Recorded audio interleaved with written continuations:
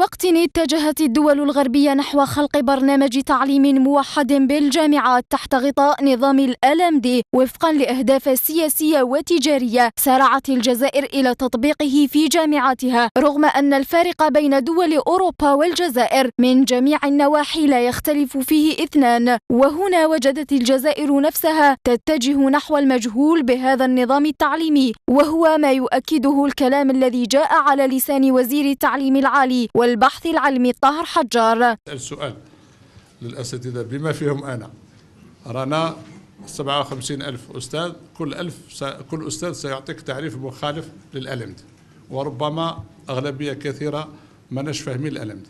وما زاد الطين بلة، نظام LMD وحد جامعات في دول مختلفة، بينما بقيت الجامعات الموجودة على المستوى الوطني مشتتة لاختلاف البرامج بينها وفق مناهج للنظام الكلاسيكي تعتمد منذ فتح الجامعات بالجزائر. حتى كومون فرانكور، كيف للأستاذ أن يعمل درس.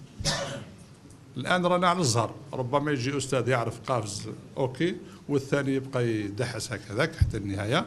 هذا ولا يزال نظام LMD المطبق منذ 7 سنوات علامة استفهام كبيرة لطلاب الجامعات الجزائرية الذين يختزلون تعريفه في دراسة 3 سنوات تتبعها ماستر ودكتوراه إضافة إلى برامج مكثفة. أنا جو بلي السيستم اللي كان من قبل خير، 4 ans يدو بلوس تاع اكسبيريونس، و مام لي بروف انا نشوفوهم مام شيوخه وما على بالهمش راهم يقراو كاع. LMD سي كومبليكي وكاين شغل لي كور كونتيتي بارابور بدا الطالب ما يستوعبش.